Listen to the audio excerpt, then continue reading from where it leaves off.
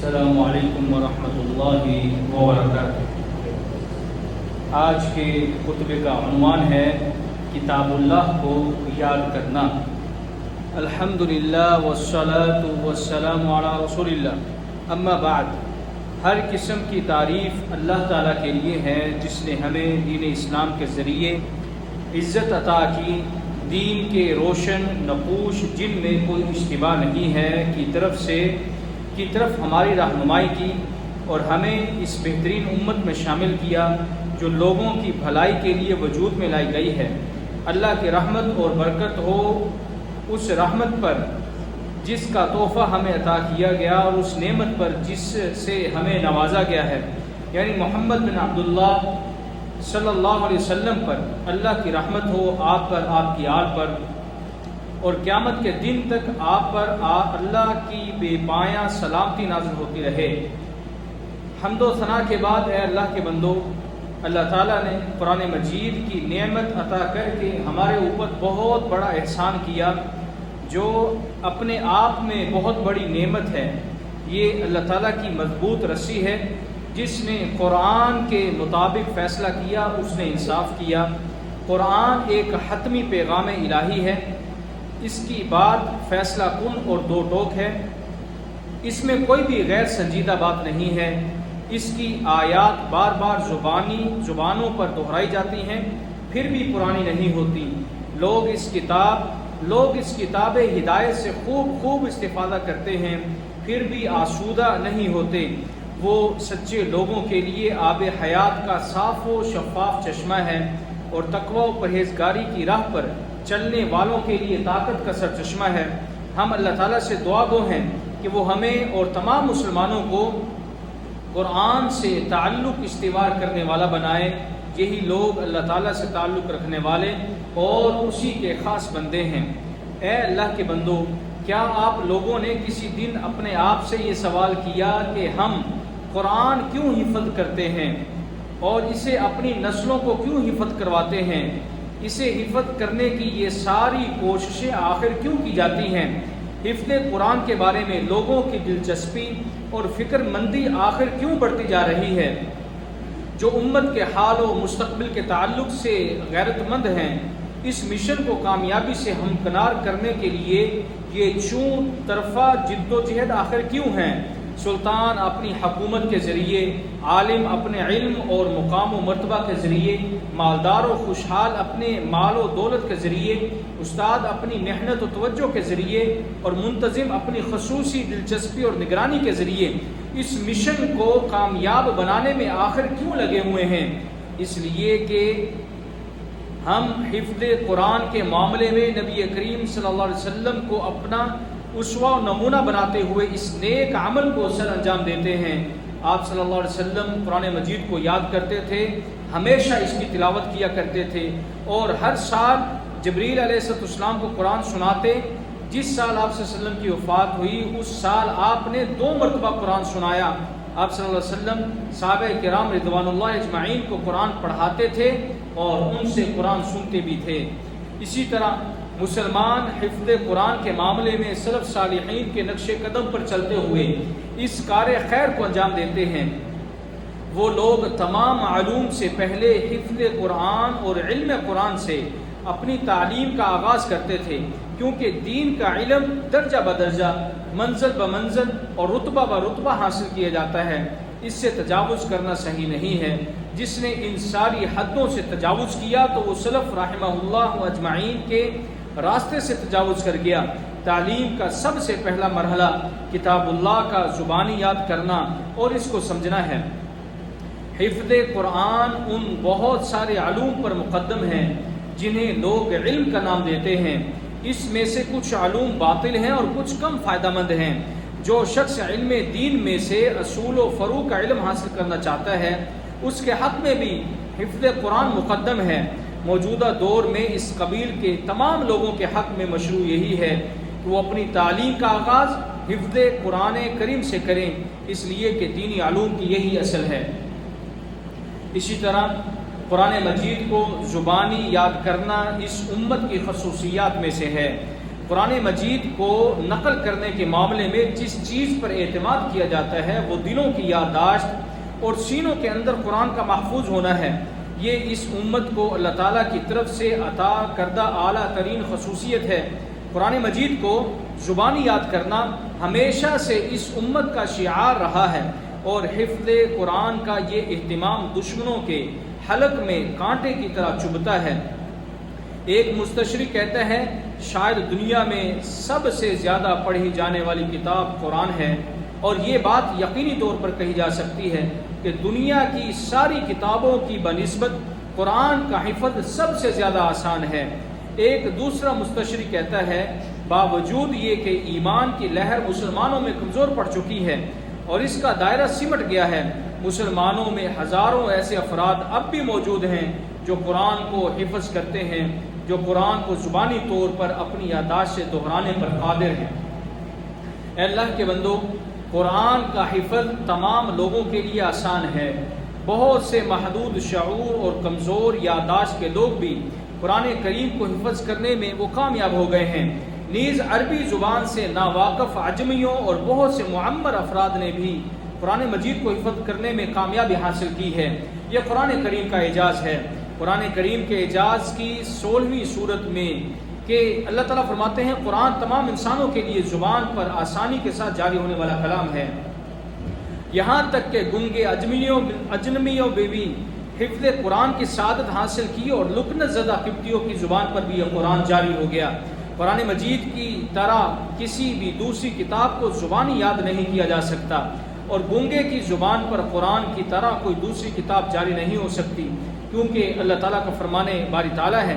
اللہ فرماتے ہیں یعنی ہم نے قرآن کو حفظ کے اعتبار سے آسان بنا دیا ہے، اور حفظ قرآن کا ارادہ نیت کرنے والوں کی ہم نے مدد کی ہے، لہذا حفظ قرآن کا کوئی طالب ہے جس کی مدد کی جائے گی۔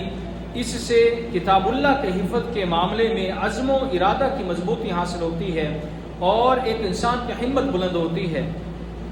اے اللہ کے بندو، حفظ قرآن مجید ایک ایسا منصوبہ ہے جس میں ناکامی کبھی بھی انسان کے ہاتھ میں نہیں آتی۔ جب حفظ قرآن میں دلچسپی رکھنے والا اس منصوبے کا آغاز کرتا ہے اور چند پارے حفظ کرنے کے بعد اس کا عزم و ارادہ اگر کمزور ہو جاتا ہے اور اس کی محنت و لگن اس کا ساتھ چھوڑ دیتی ہے، تو کیا اسے ناکامی سے تعبیر کیا جا سکتا ہے؟ ہرگز نہیں۔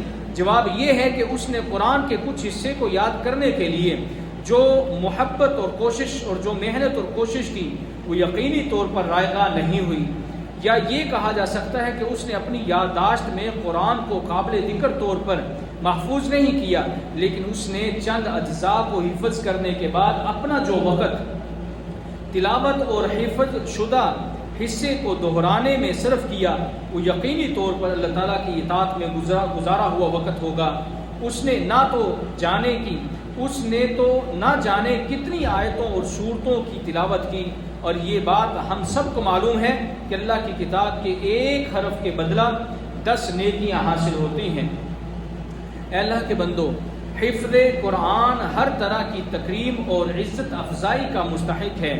حضرت ابو موسیٰ اشعری رضی اللہ عنہ کی روایت ہے کہ رسول اللہ صلی اللہ علیہ وسلم نے ارشاد فرمایا یہ اللہ تعالیٰ کی تعظیم کا حصہ ہے کہ ہر عمر دراز مسلمان جس کے بالوں میں سفیدی ظاہر ہو چکی ہو، اور ہر وہ حافظ قرآن جو قرآن کے معاملے میں غلو کرنے والا اور قرآن سے بے رخی برتنے والا نہ ہو، اور عادل حکمران کی عزت افزائی کی جائے۔ جس نے اللہ تعالیٰ کے کلام کو اپنے سینے میں محفوظ کر لیا، اس کا یہ حق ہے کہ اس کی تکریم اور عزت افزائی کی جائے۔ نماز جو اسلام کا دوسرا رکن ہے کہ امامت کا سب سے زیادہ مستحق حافظ قرآن ہی ہے۔ حدیث رسول صلی اللہ علیہ وسلم میں آپ نے فرمایا قوم کی امامت وہ شخص کرائے جو اللہ کی کتاب کا سب سے زیادہ پڑھنے والا یعنی علوم قرآن کا وہ شخص ماہر ہو۔ اللہ کے بندو، حقیقی رشک اور محمود و مستحسن حسد اس شخص سے کیا جائے گا جس نے قرآن مجید کو یاد کیا، قرآن مجید کو حفظ کر لیا ہو اور اس کے حق کی ادائیگی کی۔ نبی کریم صلی اللہ علیہ وسلم نے ارشاد فرمایا حسد صرف 2 طرح کے لوگوں سے کیا جا سکتا ہے، ایک وہ شخص جسے اللہ تعالیٰ نے قرآن کے علم سے نوازا ہو اور وہ دن رات قرآن مجید کی تلاوت کرتا ہو اس کا پڑوسی اس کی تلاوت کو سنے اور کہے کاش مجھے بھی فلاں کی طرح علم قرآن سے نواز دیا گیا ہوتا تو میں بھی اسی طرح کا عمل کرتا۔ اے اللہ کے بندو، قرآن مجید کو حفظ کرنا اور اس کے علم میں اور اس کے علم سے آراستہ ہونا دنیا کی سب سے بہترین پونجی ہے۔ جس وقت لوگ درہم و دینار کو پا کر خوش ہو رہے ہوتے ہیں اور اسے سنبھال کر اپنے پاس رکھتے ہیں، اس وقت قرآن مجید کا حافظ و قاری اس سے بہتر اور ہمیشہ باقی رہنے والے سرمایہ حیات سے اپنے دامن مراد کو بھرتا جاتا ہے۔ آپ صلی اللہ علیہ وسلم کا ارشاد ہے، آپ نے فرمایا تم میں سے کسی کو یہ بات پسند ہے کہ وہ ہر دن صبح کو کسی بازار میں جائے اور وہاں سے بلند و کوہان والی اور بلند و بالا کوہان والی اونٹنیوں کے ساتھ واپس آئے جنہوں نے اس نے کسی گناہ اور قطع رحمی کے بغیر حاصل کیا ہو۔ صحابہ نے عرض کیا اللہ کے رسول، ہم سب اسے حاصل کرنا چاہتے ہیں، یعنی اونٹنیوں کو۔ آپ نے فرمایا کوئی شخص صبح مسجد میں جائے اور وہاں قرآن کی 2 آیتیں سیکھے یا 2 آیات کی تلاوت کرے، یا اس کے لیے 2 اونٹنیوں سے بہتر ہے۔ یہ 2 آیتوں کو تلاوت کرنا اس شخص کے لیے 2 اونٹنیوں سے بہتر ہے۔ قرآن کی جو شخص 3 آیتیں پڑھتا ہے تو 3 اونٹنیوں سے بہتر ہے، اور 4 آیتیں 4 اونٹنیوں سے بہتر ہیں، اور اتنے ہی اونٹوں سے بہتر ہے اگر کوئی شخص مسجد میں آ کے قرآن مجید کی تلاوت کرتا ہے۔ قرآن مجید کو حفظ کرنا دنیا اور آخرت میں بلندی عطا کرنے اور جہنم سے نجات کا ذریعہ بھی ہے۔ حدیث نبوی ہے، آپ صلی اللہ علیہ وسلم نے ارشاد فرمایا اللہ تعالیٰ اس کتاب اللہ کے ذریعے کچھ لوگوں کو بلندی عطا کرے گا اور کچھ لوگوں کو پستی میں گرا دے گا۔ جب اہل ایمان جنت میں داخل ہوں گے تو اس وقت حافظ قرآن اور دوسرے جنتیوں سے وہ حافظ قرآن بلند ہوگا اور اس کا رتبہ بھی بلند ہوگا۔ حضرت عبداللہ بن عمر بن عاص رضی اللہ تعالیٰ عنہما کی روایت ہے کہ آپ صلی اللہ علیہ وسلم نے ارشاد فرمایا حافظ قرآن سے قیامت والے دن کہا جائے گا پڑھتے جاؤ اور چڑھتے جاؤ، یعنی درجات کے اوپر چڑھتے جاؤ، اس ترتیل کے ساتھ قرآن کو پڑھو جیسے دنیا کے اندر تم قرآن کو پڑھا کرتے تھے۔ تمہاری منزل وہاں ہے جہاں تم آخری آیت کی تلاوت کرو گے۔ اے اللہ کے بندو، حافظ قرآن معزز اور نیک فرشتوں کے ساتھ ہوگا۔ نبی کریم صلی اللہ علیہ وسلم نے ارشاد فرمایا وہ شخص جو قرآن کی تلاوت کرتا ہے اور اس کا حافظ بھی ہے وہ معزز اور نیک فرشتوں کے ساتھ ہے، اور جو قرآن پڑھتا اور اپنی یادداشت کا جائزہ لیتا رہتا ہے اور اس کی غایت درجہ اہتمام کرتا ہے، اس کے لیے فرمایا کہ دوہرا اجر ہے۔ حافظ قرآن عام طور پر سب سے زیادہ قرآن کی تلاوت کرنے والا ہوتا ہے۔ حفظ قرآن کے لیے اسے آیتوں کو بار بار زبان پر دہرانا پڑتا ہے، اور حفظ قرآن مکمل ہو جانے کے بعد مسلسل مراجعے کے بغیر قرآن یادداشت میں محفوظ نہیں رہتا۔ اور ہم نے یہ بھی جان لیا ہے کہ قرآن کے ایک حرف کی تلاوت کے بدلے اسے 10 نیکیاں ملتی ہیں۔ حافظ قرآن تمام حالات میں قرآن کی تلاوت کر سکتا ہے۔ وہ چلتے پھرتے، لیٹے بیٹھے، ہاتھ سے کام کرتے ہوئے، گاڑی چلاتے ہوئے اور سفر و حضر اور حال میں تلاوت کر سکتا ہے، لیکن غیر حافظ کے لیے شدید چاہت کے باوجود ایسا کرنا اس کے لیے ممکن نہیں۔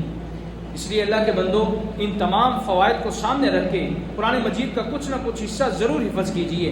ان فوائد سے مطلع ہونے کے بعد آپ کو یہ عہد و پیمان اللہ سے کرنا چاہیے کہ ہم سب قرآن مجید کو یاد کرنے اور یاد کرانے کی اس مہم میں ضرور بضرور شامل ہوں گے اور اس بلند مقصد کو پائے تکمیل تک پہنچائیں گے۔ ہم آپ سے اور آپ جیسے باہمت افراد سے یہی امید رکھتے ہیں۔ اللہ تعالیٰ مجھے اور آپ سب کو قرآن مجید کی برکتوں سے بہرہ مند ہونے کی توفیق عطا فرمائے۔ مجھے اور آپ سب کو اس ذکر حکیم سے مفید ہونے کی، مستفید ہونے کی توفیق عطا فرمائے۔ سبحان ربک رب العزت عما یصفون وسلام علی المرسلین والحمد للہ رب العالمین۔